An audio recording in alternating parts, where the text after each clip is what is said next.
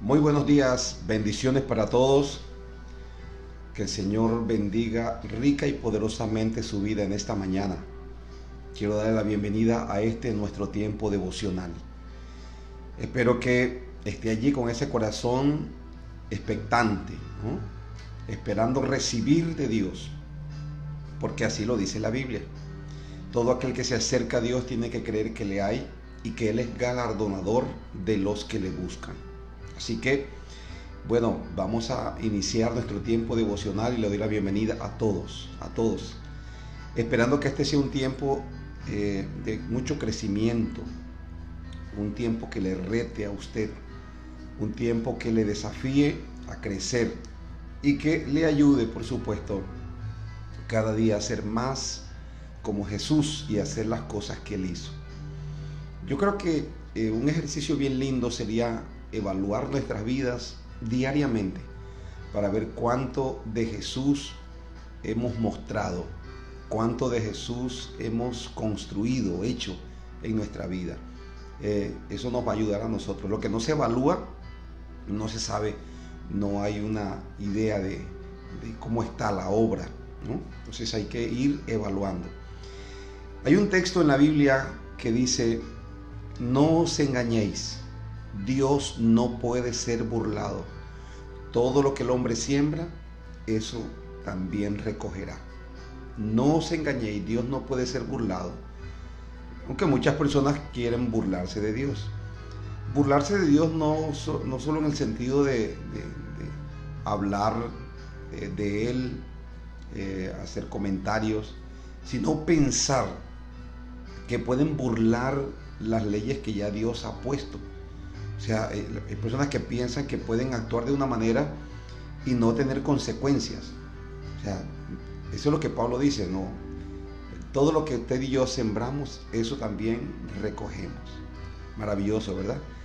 Maravilloso para todo aquel que se enfoca y se esfuerza a hacer lo que es el bien, lo que está correcto, aunque no sea popular, porque sabemos que de Dios viene nuestra recompensa. Pero no es tan maravilloso, es de hecho atormentador esa ley espiritual para aquellos que hacen lo malo, para aquellos que engañan, para aquellos que actúan actúan mal, aquellos que hacen fraude, que actúan de una manera corrupta. Hay para ellos, porque eso es lo que van a recoger.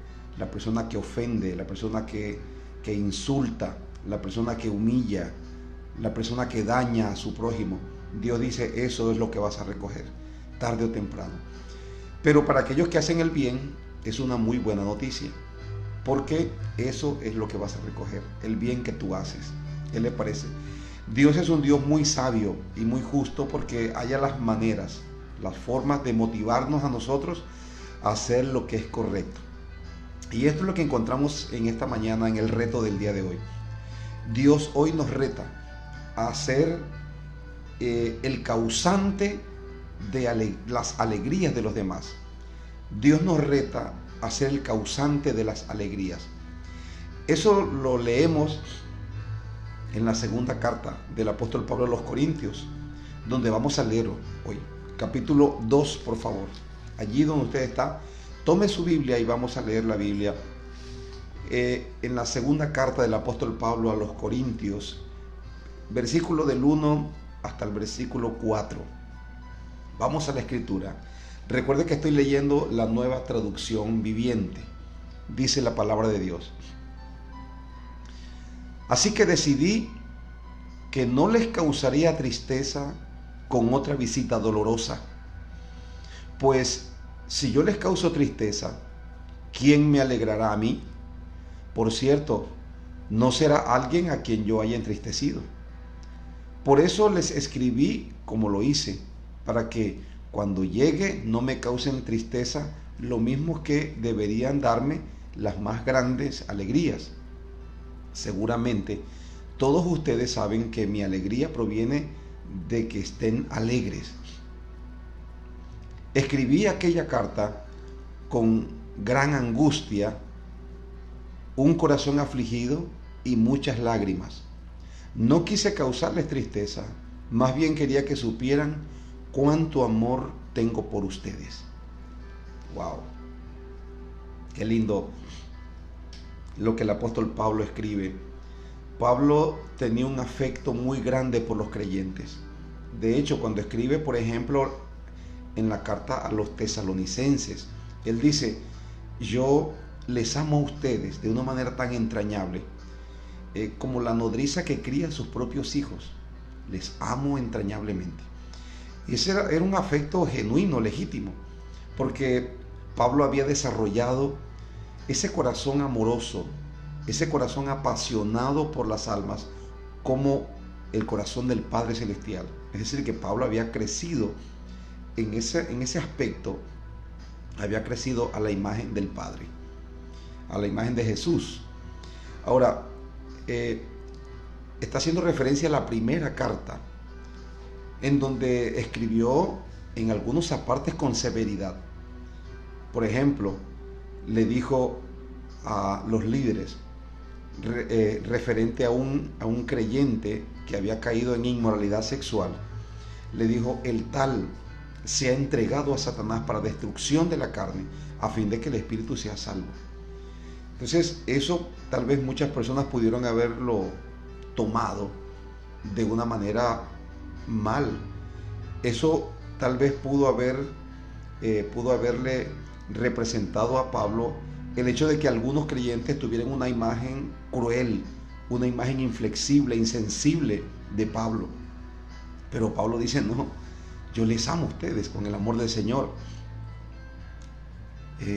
Habían pasado muchas cosas.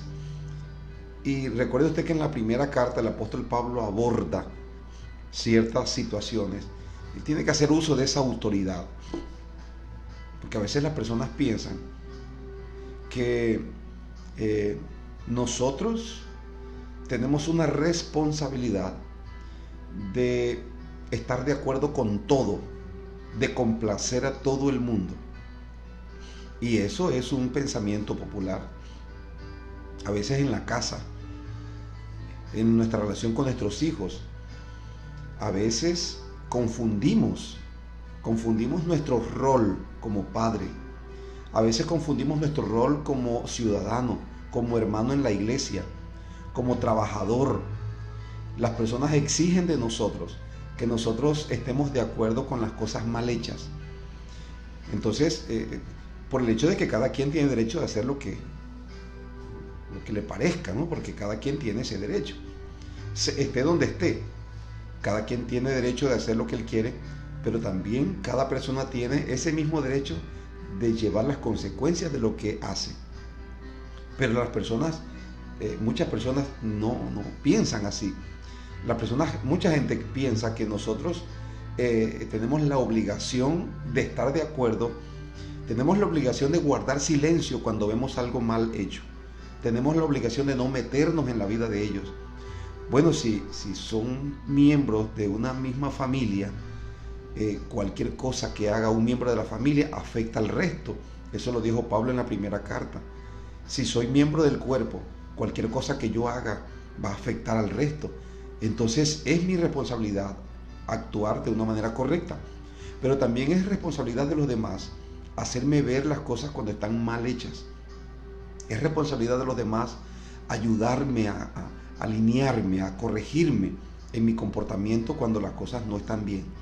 Tal vez ese es un aspecto que a muchos no les gusta. No les gusta la corrección, no les gusta la instrucción, no les gusta la disciplina, pero eso hace parte de la vida. O sea, una persona sin disciplina no llegará a ninguna parte. Y si tú y yo somos partes de algo, tenemos que saber que hay algunos lineamientos a los que tenemos que someternos, y que si no nos sometemos a ellos, hay personas puestas a nuestro alrededor que tienen la obligación de corregirnos, tienen la obligación de amonestarnos, tienen la obligación de hacernos ver lo que está mal y de tomar acciones, como un padre, por ejemplo, un padre que ve a sus hijos actuar de una manera indebida, El padre puede ser muy amoroso, puede ser muy sacrificado, el padre puede ser muy cariñoso, pero cuando los hijos están en riesgo por amistades, por actitudes, por conductas, por hábitos, nosotros tenemos que actuar y actuar con firmeza. Obviamente que actuar con firmeza no significa ser cruel, ser despiadado y ser un maltratador. Eso no quiere decir eso. Pero sí tenemos que actuar. Sí tenemos que actuar.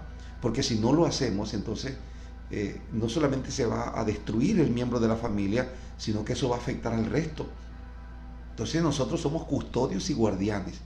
Usted recordará que cuando Caín, después de matar a Abel, va con una actitud hipócrita a ofrecerle culto a Dios, Dios le dice: Caín, ¿dónde está tu hermano? Y él dice: no lo sé. ¿Acaso yo soy un guarda de mi hermano? ¿Soy guardián de mi hermano acaso? Bueno, si Dios le preguntaba por su hermano, era porque era un guardián. Tenemos una responsabilidad de cuidarnos mutuamente. Pero escuche esto. Esta responsabilidad mucha gente no la quiere tener, porque implica entrar en problemas con las personas. Porque a veces a las personas no les gusta que les corrijan, no les gusta que le digan que las cosas no las están haciendo bien, pero es necesario hacerlo. Por eso el apóstol Pablo dice que tal vez por actuar con firmeza, por actuar, por hacer uso de la autoridad apostólica para corregir algunos problemas en la iglesia, es posible que muchos creyentes hayan tenido una imagen negativa de él, como cuando el papá, la mamá corrige al hijo, ¿verdad? O sea, el hijo no siente en el momento, no tiene sentimientos afectuosos, se siente molesto, llega hasta odiar a los padres en ese momento porque el padre le corrige. Y eso es más o menos lo que tal vez Pablo está pensando, que muchos creyentes en la iglesia están sintiendo o están viéndolo de esa manera, porque el apóstol Pablo había actuado o había hecho uso de su autoridad. Pero Pablo le escribe en esta segunda carta, además de defender su ministerio, el apóstol Pablo quiere hacer claridad acerca de algunas cosas para que el enemigo no tome ventaja, dice él, porque no ignoramos sus maquinaciones. El enemigo usa nuestra imaginación y nuestra mente para estimularnos, motivarnos a tener pensamientos contrarios, imágenes e impresiones equivocadas de las personas por determinadas actitudes o acciones que las personas toman.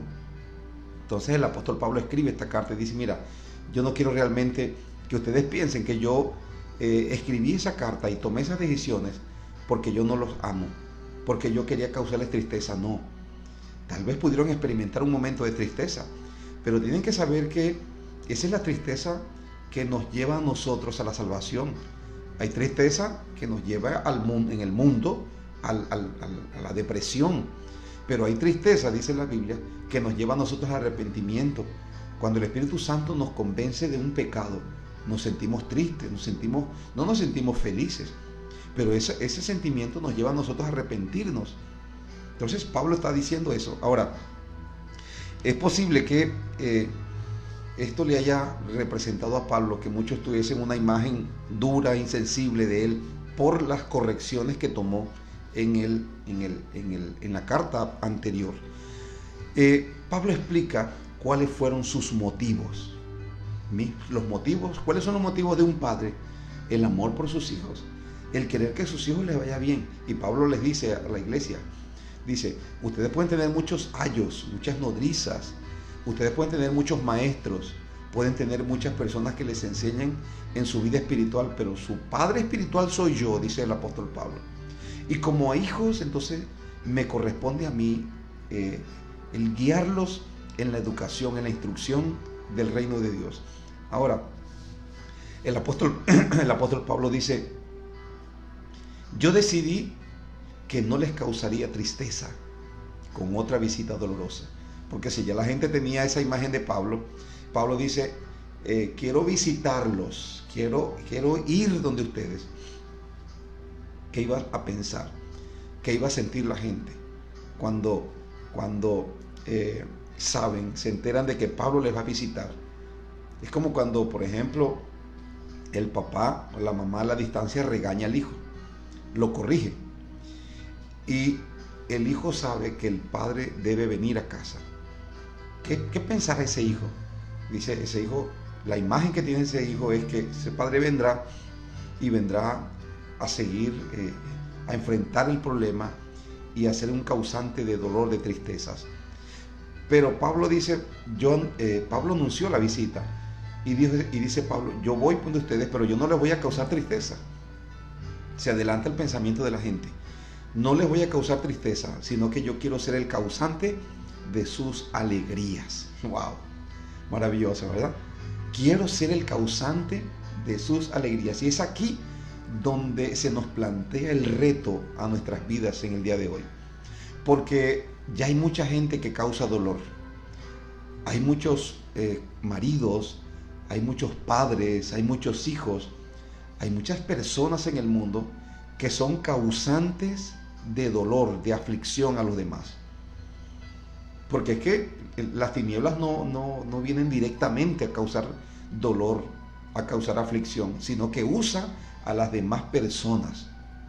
Recordará que el Señor le dijo a la serpiente, te alimentarás del polvo de la tierra. ¿Y quién fue creado? ¿Quién fue hecho del polvo de la tierra? Yo he pensado, a mi entender, el reino de las tinieblas se sustenta por la gente, por las personas que le sirven a él, a sus intereses. Si no hubiesen personas que sirvieran a los intereses de las tinieblas, entonces ese reino se extinguiría. Ese reino se extinguiría. Ahora, escúcheme, hay muchas personas que le sirven a las tinieblas, sirven al ministerio, al trabajo, al propósito de las tinieblas. ¿Cuál es el propósito de las tinieblas? De acuerdo a lo que Jesús dijo en Juan 10:10, el enemigo vino para hurtar, matar y destruir. Y eso es lo que muchas personas hacen. Eso es a lo que muchas personas se dedican. Pablo dice, yo no quiero ser un causante de tristeza. Ya hay muchas personas que causan tristeza en el mundo. Esposos que le causan tristezas a sus esposas. Esposas que le causan tristeza a sus esposos. Padres que son el causante de las tristezas de sus hijos. Hijos que son los causantes de las tristezas de sus padres. Pero también los vecinos, los amigos, los compañeros de trabajo, los gobernantes, etc. Hay muchas personas en el mundo que lo que hacen es causar tristeza a los demás, decepción, aflicción. Pablo dice, yo quiero ser uno que cause alegrías. Y ese es un llamado que nos hace Dios a través de su palabra en esta mañana. Porque ya hay muchos causantes de tristeza. De hecho, nosotros mismos en un determinado momento somos causantes de aflicción muchas veces. Porque no medimos, porque no nos hacemos el propósito tal vez de ser causantes de alegría. Pero no me malinterprete. Ser un causante de alegría no quiere decir estar de acuerdo o acolitar el pecado. Ser un causante de alegría implica que muchas veces vas a tener que manifestarte, vas a tener que manifestar tu desacuerdo, vas a tener que corregir, vas a tener que exhortar, vas a tener que amonestar a las personas, vas a tener que disciplinar. Ser un causante de alegría no quiere decir que que tenemos que ser complacientes con todos todo el tiempo. No tenemos esa obligación. Nuestra responsabilidad es ayudar a los demás, hacer el bien, hacer lo que es correcto, aun cuando muchas veces lo correcto no sea placentero para muchos, pero a la postre el bien, lo correcto que nosotros hagamos va a ser un bien para la gente, aun cuando a veces no lo sea en el momento. Decir la verdad a alguien, por ejemplo, o corregir una situación, o disciplinar a alguien, tal vez en el presente, es que la Biblia lo dice. Ninguna disciplina al presente es motivo de gozo, sino de molestia. Pero después, dice la Biblia, dará fruto a aquellos que han sido ejercidos en ella. Ahora, nosotros podemos disciplinar con amor. Podemos en un momento, es posible que muchas personas en el momento de la disciplina, hijos, amigos, hermanos, compañeros de trabajo, personas que están a nuestro cargo, en el momento que nosotros disciplinemos, en el momento que nosotros tomemos correcciones, es posible que no se van a alegrar, eso no sea un motivo de alegría. Pero después que los ánimos se han calmado, hay que acercarse y explicar los motivos, explicar por qué se hizo lo que se hizo, explicar y manifestar el amor. Es lo que Pablo está haciendo. Pablo está haciendo eso. Después de disciplinar a alguien, tal vez en el mismo momento las personas no entendían por qué Pablo actuaba así, y tal vez vieron a Pablo como un enemigo, como un adversario, como si fuera el dueño de la iglesia. Pero después el apóstol Pablo se acercó y le dijo: mira, yo quiero ser el causante de alegrías de ustedes. Y si actué de determinada manera, era porque había que corregir algunas cosas. Pero escúcheme bien, yo les amo, dice el apóstol Pablo. Dice: no quise causarles tristeza, más bien quería que supieran cuánto amor tengo por ustedes. Porque ese es el amor. Ahora, como decía, hay muchas personas en el mundo que causan dolor. Nosotros mismos, en un momento dado, hemos sido el causante de la aflicción de mucha gente. Tal vez porque no hemos tomado la decisión y no hemos puesto esto como una meta. Voy a ser el motivo de la alegría de alguien el día de hoy. Voy a ser el motivo de la alegría de mi cónyuge, de ese esposo, de esa esposa. Hoy voy a ser el motivo de la alegría de mis hijos. O tal vez un hijo diga: hoy voy a ser el motivo de la alegría de mis padres. Ya está bueno de tantos dolores de cabeza que le he dado. Voy a ser el motivo de la alegría de ellos. ¿No le parece hermoso? ¿No le parece que esa es la voluntad de Dios? Yo creo que sí. Creo que la voluntad de Dios es que usted sea el causante de la alegría de alguien. El causante de la alegría de las personas que viven en su casa con usted, de su familia, de sus amigos.